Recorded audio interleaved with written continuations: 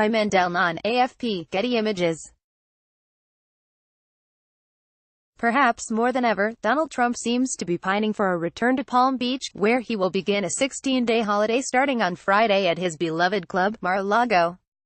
Trump is astutely aware of his own condition, and he surely knows what he will face when he returns to Washington at the beginning of the new year. The Mueller report, congressional investigations, potential inquiries into his family members, questions about his withdrawal from Syria, presumably more staff defections.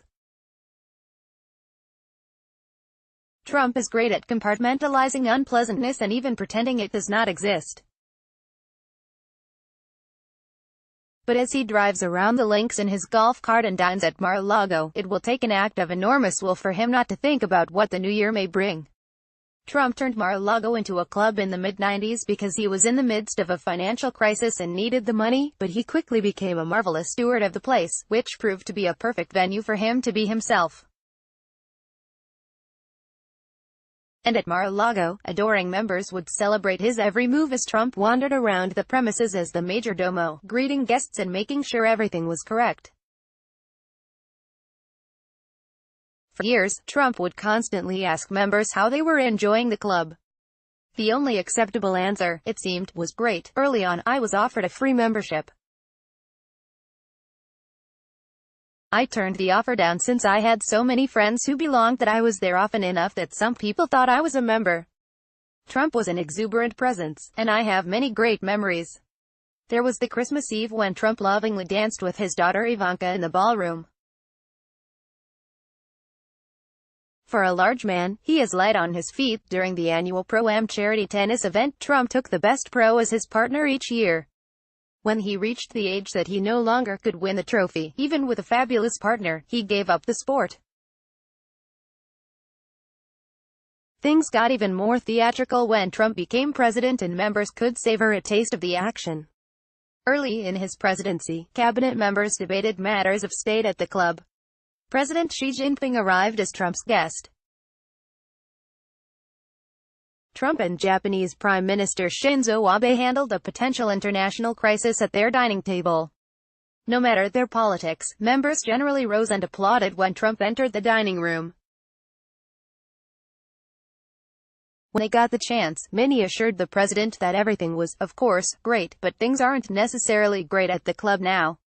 The service is terrible. If you're not in, like, the 4 tables around the president, forget it, says one longtime member. The servers aren't well trained. You have to beg for water. The food is the same menu year after year. People complain about it. It's just not good. The Trump wedge salad is an enormous slab of iceberg lettuce covered with so much glutinous blue cheese dressing that the dish should rightfully be called Trump wedge salad dressing. Trump chocolate cake is a humongous tranche of cake so sweet that it is a wonder there aren't dentists on call to deal with cavities. Mar-a-Lago has other problems, too. The erection of the nearby Southern Bridge means that pile drivers are going virtually all day long. It's often so loud that it's inconvenient to play tennis on the red clay courts or sit outside for lunch. And while there are still probably more Republicans than Democrats among the club's 500 members, many are beginning to criticize the proprietor. This is an extraordinary reversal. When I began work on my new book, Mar-a-Lago, Inside the Gates of Power at Donald Trump's presidential palace, almost everybody was afraid to talk to me. One of my oldest acquaintances on the island, Cynthia Friedman, was a big-time Democratic fundraiser, a militant Hillary Clinton supporter, and a Mar-a-Lago member. She never returned my many calls. I was able to reach her this week. She said the whole business had been terribly painful and she had finally left the club.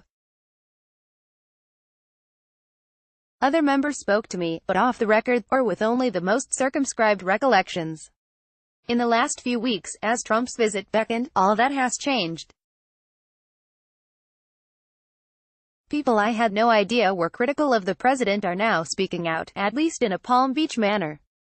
I was at a dinner party a few days ago where one member talked critically of Trump among people he didn't even know. Everyone was all ears as he recalled a story, years earlier, in which he approached Trump in the Mar-a-Lago locker room and asked why he was running around saying that President Barack Obama was born in Kenya. He recalled that Trump told him he knew it wasn't true, and he only repeated the line to build enthusiasm among his supporters. In 2016, Trump acknowledged that Obama was indeed born in the United States. Last month, my wife and I had Thanksgiving dinner at the table directly opposite Trump in Mar-a-Lago's main dining room. We were the guests of Tony Holt Kramer, the Palm Beach socialite and co-founder of the Trumpettes, a group devoted to celebrating the Trump presidency. Kramer knew that I had just completed my book, and that the president might not like what was in it. But nobody tells Tony what to do or how to act. I was her friend, and that was that. The buffet dinner took place in the Donald J. Trump Ballroom, a 20,000-square-foot room with reportedly $7 million of gold leaf on the walls. It was all so Versailles-like, and Trump was a sun king in his own right, resplendent in this splendid estate. He is himself there like nowhere else, and his 3-hour dinner that evening was a perfect example. It may be hard to believe that Melania Trump could be anything but outraged about how she has been humiliated by all the accounts of her husband's alleged sexual misconduct, but by the measure of this evening, she has put all that beyond her. They were holding hands and kissing each other, oblivious to everyone else, including their offspring and grandchildren seated at the long table. 16 days is a long time in the life of Donald Trump, and all manner of things could happen during his lengthy sojourn in Mar-a-Lago.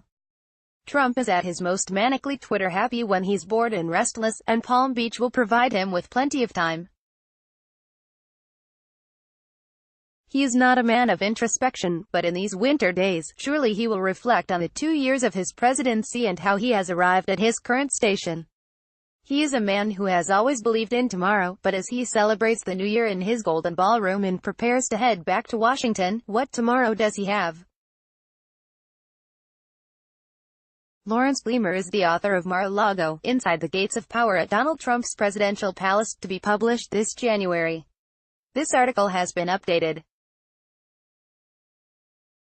More great stories from Vanity Fair. Why the Democrats won't rush to impeach Trump. Joe Lieberman jumps into the U.S.-China trade war, a guilty plea that should make the NRA feel nervous. Trump thinks SNL should be challenged in the courts. A New Times Up initiative, courtesy of CBS. Looking for more? Sign up for our Daily Hive newsletter and never miss a story.